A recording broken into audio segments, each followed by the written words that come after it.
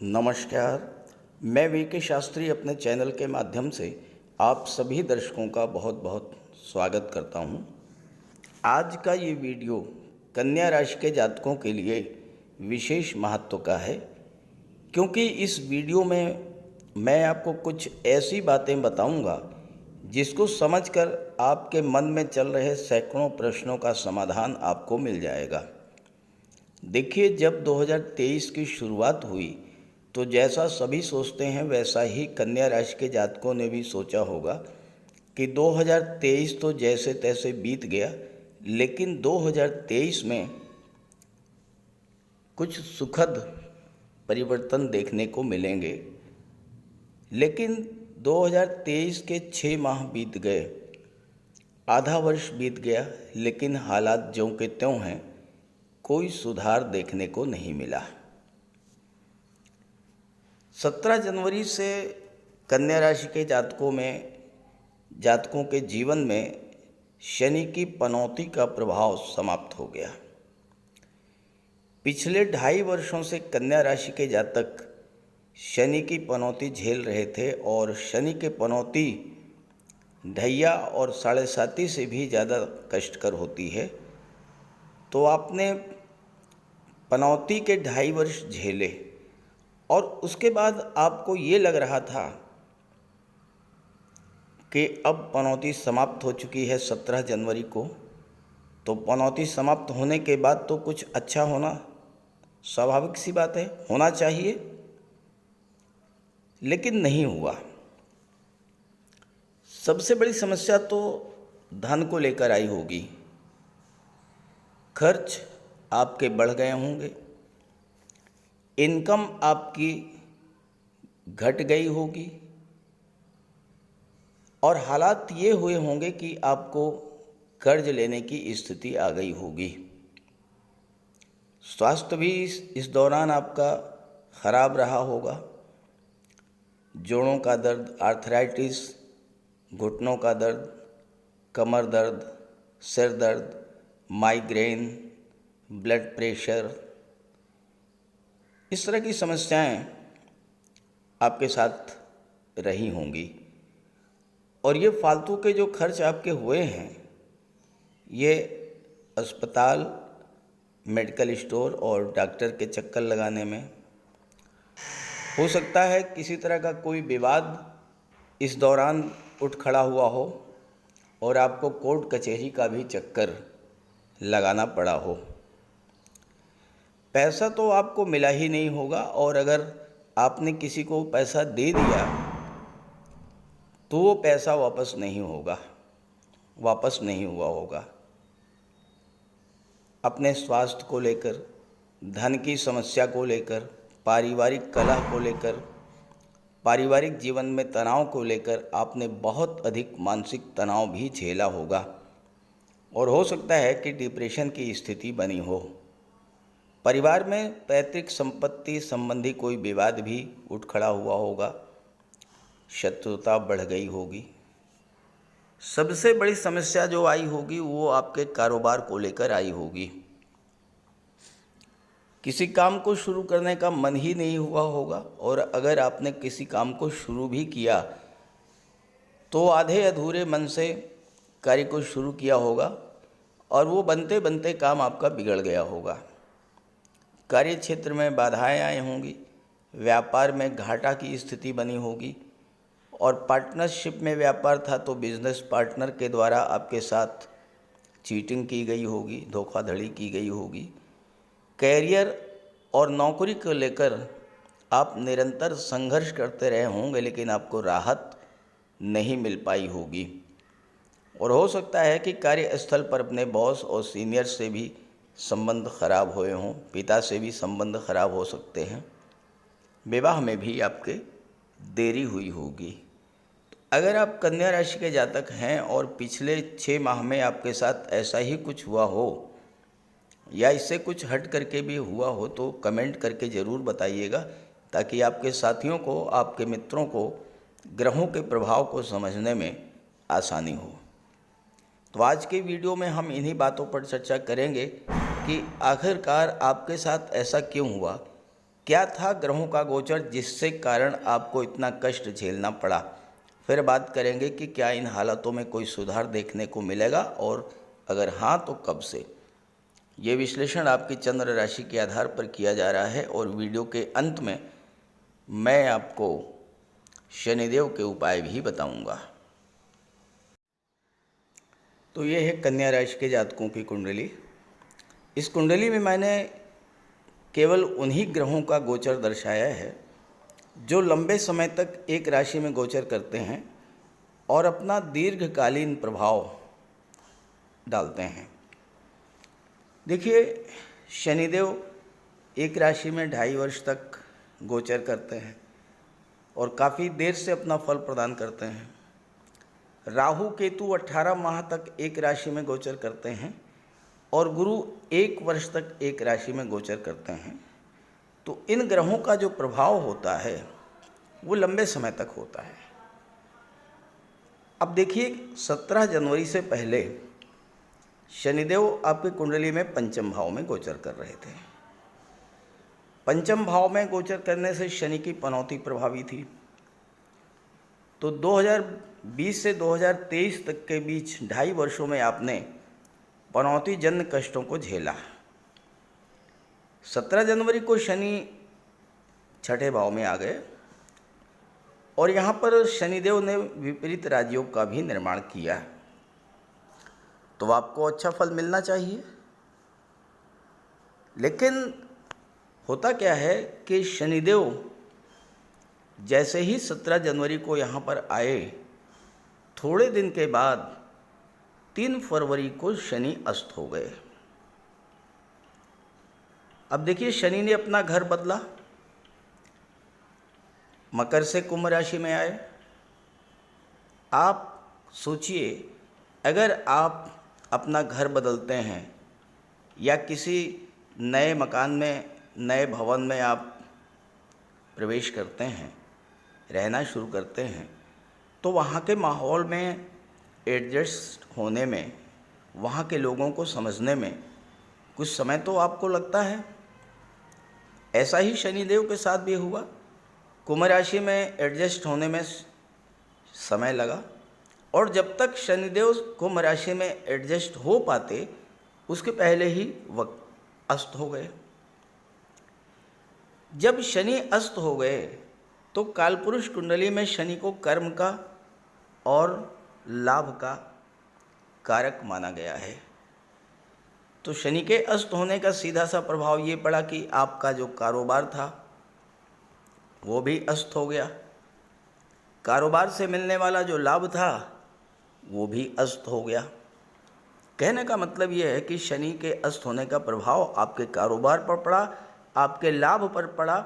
जो लाभ आपको मिलना चाहिए थी, कारोबार में, कार्य क्षेत्र में जो प्रगति होनी चाहिए थी, वो नहीं हुई।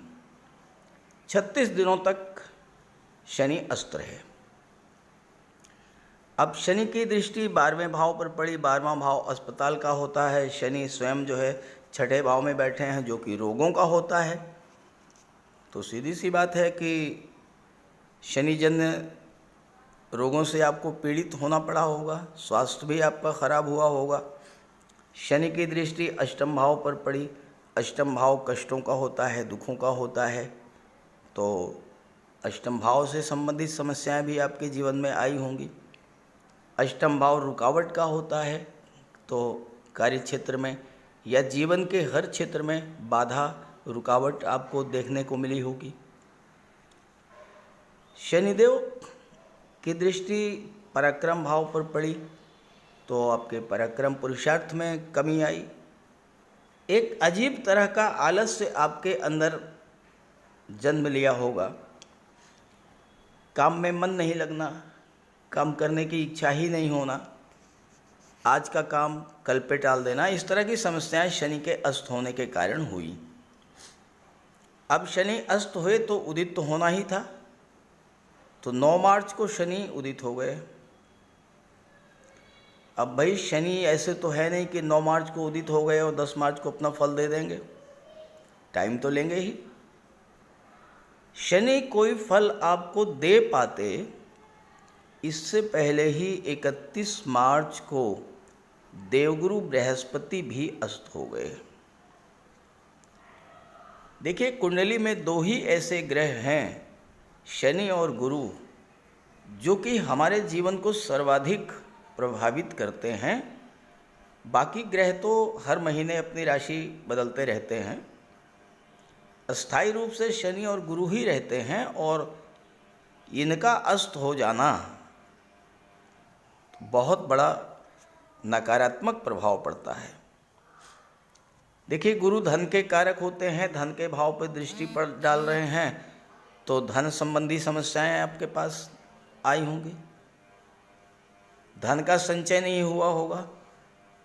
सबसे बड़ी बात तो यह है कि गुरु के अस्त होने से किसी प्रकार के धार्मिक या मांगलिक कार्यों पर पूरी तरह से पाबंदी लग गई।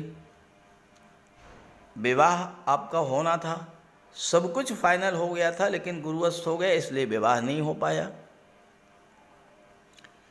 कोई धार्मिक या मांगलिक आयोजन करना था, वो नहीं हो पाया। अब गुरु अस्त हो गए, शनि अस्त हो गए, यहाँ तक बात समझ में आती है। लेकिन इसके बाद क्या हुआ कि आपके राशि के स्वामी ही अस्त हो गए। कन्या राशि के स्वामी बुध होते हैं और 23 अप्रैल को बुध भी अस्त हो गए।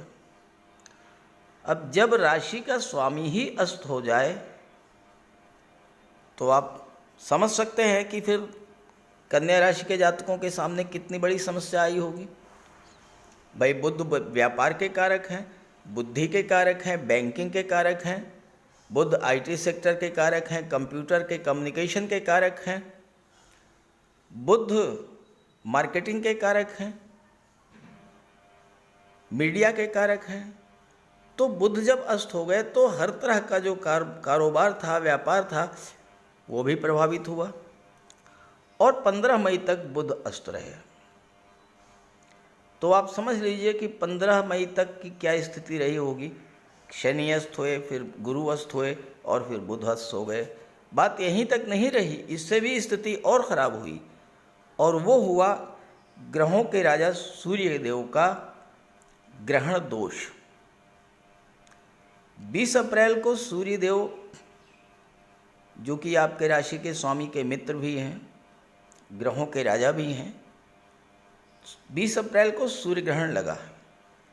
अब इसके पहले के वर्षों में तो ये हुआ कि सूर्य ग्रहण लगा और समाप्त हो गया। लेकिन इस बार क्या हुआ कि सूर्य का गोचर राहु के साथ, तो ग्रहण दोष पूरे 1 महीने तक प्रभावी रहा, 20 अप्रैल से 15 मई तक ग्रहण दोष लगा रहा।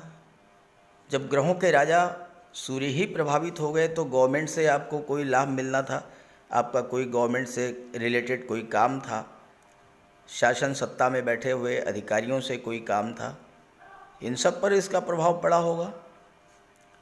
और सूर्य 15 मई को जब ग्रहण दोष से बाहर आए तो 5वीं जो सबसे खराब घटना घटित हुई वो ये हुई कि 22 अप्रैल को देवगुरु बृहस्पति ने राशि परिवर्तन किया और राशि परिवर्तन करके मेष राशि में आ गए राहु के साथ। तो जुपिटर राहु की युति बनी और जुपिटर राहु की युति बनने से, गुरु राहु की युति बनने से चांडाल दोष बना। गुरु चांडाल दोष जो है ये ज्योतिष शास्त्र में सबसे खराब दोष माना जाता है, क्योंकि ये चांडाल दोष जो है कार्यों में बाधा उत्पन्न करता है, बनते बनते काम बिगाड़ देता है, बुद्धि को भ्रमित कर देता है, ज्ञान को आच्छादित कर लेता है। आप कोई निर्णय नहीं ले पाते हैं किसी भी क्षेत्र में कि आपको क्या करना चाहिए। किसी तरह की समस्या आने पर आपके मन में वो समस्या 10 गुना बढ़ करके आपको परेशान करने लगती है, ये होता है। और इस तरह की और भी नेगेटिव चीज़ें गुरु चांडाल दोष के बनने पर होती हैं। और ये गुरु चांडाल योग 22 अप्रैल से ही प्रभावी हो गया। उस समय राहु अंश बल से मजबूत थे, गुरु अंश बल से कमजोर थे, तो चांडाल योग विशेष रूप से प्रभावी रहा। तो ये तो थी वो ग्रह स्थितियां जिनके कारण आपको जो वांछित लाभ मिलना चाहिए था वो आपको नहीं मिल पाया। तो अब बात करते हैं कि आखिर इन हालातों में कब से सुधार होगा और कब से आपको लाभ मिलना शुरू होगा। जून के महीने में दो ऐसी महत्वपूर्ण ज्योतिषी घटनाएं घटित हुईं जिनका बहुत बड़ा और बहुत ही दूरगामी प्रभाव आपके जीवन पर पड़ेगा। जो पहली घटना हुई वो 17 जनवरी को घटित हुई, 17 जून को घटित हुई। 17 जून को शनिदेव, जो कि कुंभ राशि में गोचर कर रहे थे, कुंभ राशि में ही वक्री हो गए। अब शनि तो वैसे ही बहुत मंद गति से गतिमान होते हैं, वक्री होने पर तो शनि की गति और भी धीमी हो गई। तो इसका प्रभाव ये पड़ा कि शनि की जो फल देने की गति थी वो भी धीमी हो गई और अधिक धीमी हो गई। तो इसका जो लाभ आपको मिला, लाभ ये मिला कि शनिजन्य कष्टों से आपको राहत मिली। शनि के कारण, देखिए सबके साथ नहीं ऐसा हुआ होगा, लेकिन अगर आपकी जन्म कुंडली में शनि खराब थे, शनि नीच के थे, शनि पाप ग्रहों के साथ थे या पाप ग्रहों से दृष्ट थे, जैसे कि शनि राहु के साथ या केतु के साथ हों या मंगल के साथ हों, या राहु केतु या शनि या मंगल की शनि पर दृष्टि पड़ रही हो आपकी जन्म कुंडली में, तो शनि के कारण आपको जो परेशानियां मिल रही थीं या मिलने वाली थीं, उन परेशानियों की गति में कमी आई, यानी वो परेशानियां आपको देर से मिलेंगी और हो सकता है कि वो ना मिलें। दूसरा प्रभाव ये पड़ा कि एक भाव पीछे का भी फल शनि देते हैं जब वक्री होते हैं, तो पंचम भाव का भी फल शनिदेव देंगे। अब पंचम भाव और छठा भाव दोनों में ही शनि का प्रभाव है, तो इसका प्रभाव छात्रों पर पड़ेगा। क्योंकि शनि नौकरी के भाव में बैठे हैं, जब वक्री होते हैं तो चेष्टा बल बढ़ जाता है, यानी कि फल देने की जो क्षमता है वो बढ़ जाती है। तो ऐसे में भले ही विलंब से आपको फल मिले, लेकिन फल तो अवश्य मिलेगा। अब पंचम भाव शिक्षा का है, छठा भाव नौकरी का है, और आपके राशि के स्वामी दशम भाव, जो कि कैरियर का भाव होता है, इसके स्वामी बनते हैं। तो पंचम, छठे और दशम भाव का सीधा संबंध बन रहा है, और 4 नवंबर तक शनि वक्री रहेंगे। तो 4 नवंबर तक छात्रों के लिए समय जो है वो बहुत अच्छा रहेगा। शनि के वक्री होने का आपके विदेश से भी बहुत बड़ा, विदेश से संबंधों का प्रभाव पड़ा। जैसे कि आप कोई विदेश जाना चाहते थे या विदेश व्यापार करना चाहते थे, विदेश में सेटल होना चाहते थे, तो इस तरह की चीज़ें भी आपके पक्ष में हुई। दूसरी जो महत्वपूर्ण घटना घटित हुई वो हुई देवगुरु बृहस्पति का नक्षत्र परिवर्तन, और ये घटना 21 जून को घटित हुई।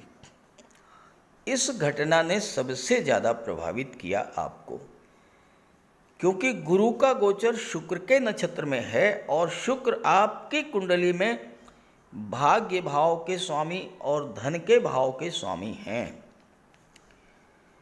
तो गुरु के शुक्र के नक्षत्र भरणी नक्षत्र में गोचर करने से सीधा सीधा लाभ आपको इस चीज़ का मिला कि भाग्य का सपोर्ट मिलना शुरू हो गया, और भाग्य के सपोर्ट से आपको धन की प्राप्ति में होनी शुरू हो गई। धन के भाव में केतु का गोचर है और केतु यहाँ पर 30 अक्टूबर तक रहेंगे और केतु घटनाओं को अचानक से घटित करा देते हैं। अब दूसरा भाव धन का होता है तो अचानक से धन प्राप्ति का योग बन जाएगा, गुरु की दृष्टि भी पड़ रही है। दूसरा भाव परिवार का होता है तो परिवार में वृद्धि होगी। अब गुरु संतान के भी कारक हैं और विवाह के भी कारक हैं, तो दोनों चीज़ें हो सकती हैं। आपका विवाह भी हो सकता है और आपको संतान प्राप्ति भी हो सकती है। और चूँकि गुरु सप्तम भाव के स्वामी हैं और परिवार भाव पर दृष्टि डाल रहे हैं, साथ ही साथ चतुर्थ भाव के भी स्वामी हैं जो कि भौतिक सुखों का होता है, तो इसका सीधा सा असर ये पड़ेगा कि आपका विवाह जो होगा वो आपके परिवार के सदस्य मिलकर के तय करेंगे। आपके माता पिता, आपके भाई बहन, आपके रिलेटिव्स जो हैं वो आपके लिए रिश्ते की तलाश करेंगे और उनके सहयोग से आपका विवाह होगा। जहाँ तक लव रोमांस की बात है उसके लिए समय ज़्यादा अनुकूल नहीं है, क्योंकि शनि पंचम के स्वामी हैं और 4 नवंबर तक पंचम का प्रभाव भी देंगे। तो लव रिलेशंस के लिए शनि का गोचर बहुत अच्छा नहीं माना जाता है। तो जो लोग रिलेशन में हैं उनके लिए बहुत ज़्यादा शुभ नहीं है। लेकिन जहाँ तक शादी की बात है, विवाह की बात है, वो लव मैरिज के चांसेस कम हैं, अरेंज मैरिज के 110% चांसेस हैं इस गोचर काल में। अब ये गुरु चांडाल दोष की हम बात कर लें तो गुरु चांडाल दोष जो है ये 15 जुलाई से निष्प्रभावी होने जा रहा है, क्योंकि 15 जुलाई को राहु अंश बल से बहुत ही कमज़ोर हो जाएंगे, 6 डिग्री से कम होगा अंश बल। एक तरह से वृद्धावस्था से मृत अवस्था की ओर गतिमान होंगे और राहु का अंश बल 12 से 18 डिग्री के बीच है, तो राहु पूर्णतया बलवान होंगे। तो जो चांडाल योग बन रहा था इससे आपको मुक्ति मिल जाएगी और 30 अक्टूबर को तो पूरी तरह से मुक्ति मिल जाएगी, क्योंकि राहु 30 अक्टूबर को सप्तम में आ जाएंगे।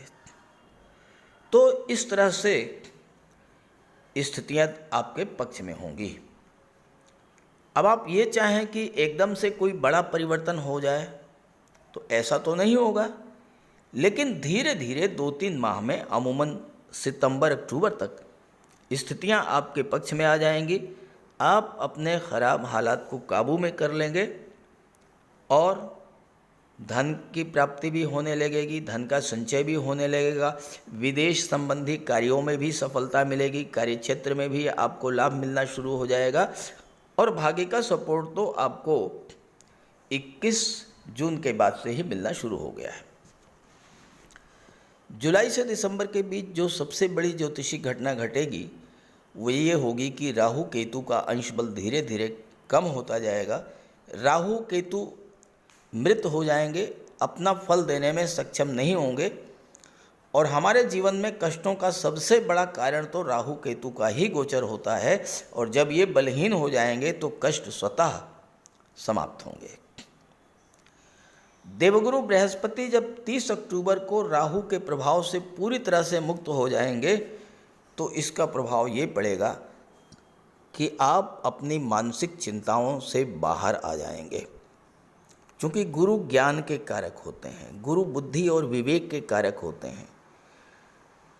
धन को लेकर, कैरियर को लेकर जो बाधाएं थीं वो दूर होंगी, स्वास्थ्य में सुधार देखने को मिलेगा, कोर्ट कचहरी का मैटर तो उसमें भी आपको राहत मिलेगी।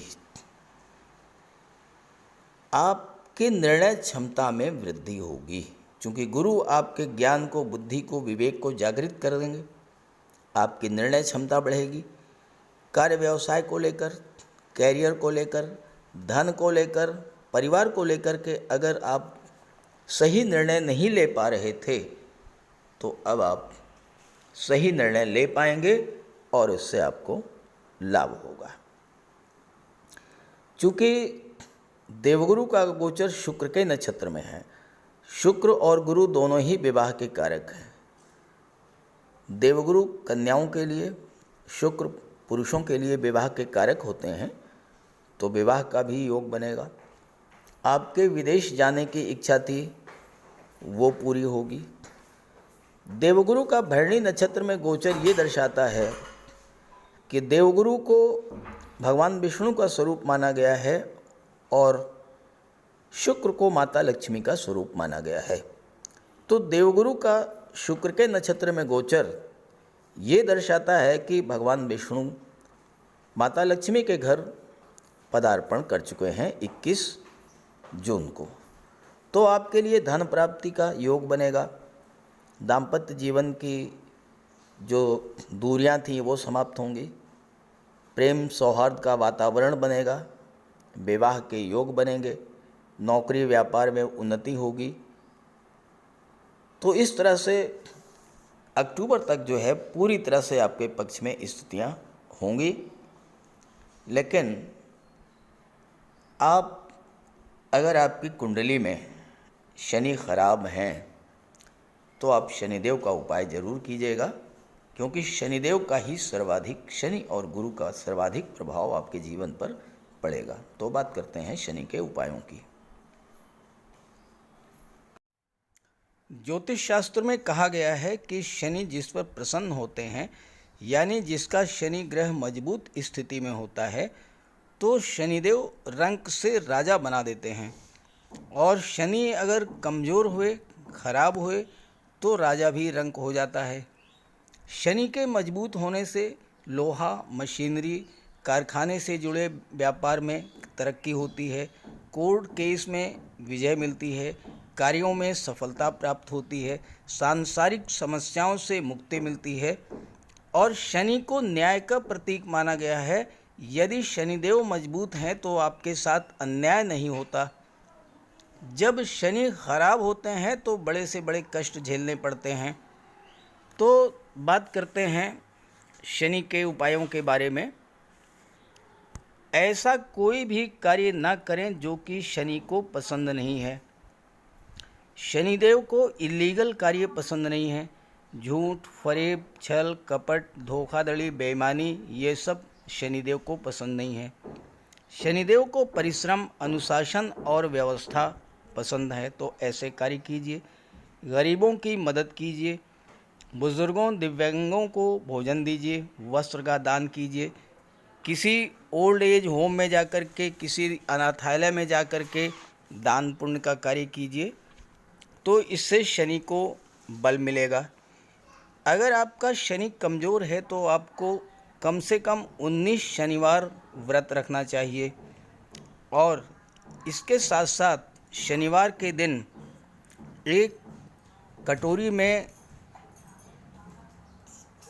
सरसों का तेल लेकर उसमें अपना चेहरा देखिए और उस तेल को किसी को दान कर दीजिए।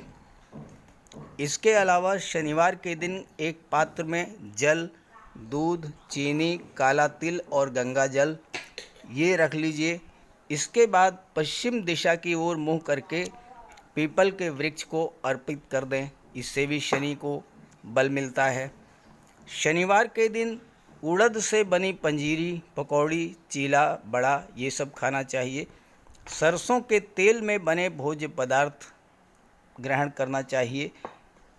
इससे शनि ग्रह को ताकत मिलती है। केले का भी आप सेवन कर सकते हैं। और शनिवार के दिन कंबल, जूता, चप्पल, लोहा, काले कपड़े और नारियल जटा वाला ये भी आप दान कर सकते हैं। सरसों का तेल का दान कर सकते हैं। और अगर शनि कमज़ोर है तो आपको नीलम धारण करना चाहिए, लेकिन इसके लिए किसी आप योग्य ज्योतिषी की मदद ले लें। तो ये सब उपाय आप करेंगे तो आपको बहुत बड़ा लाभ मिलेगा। नमस्कार।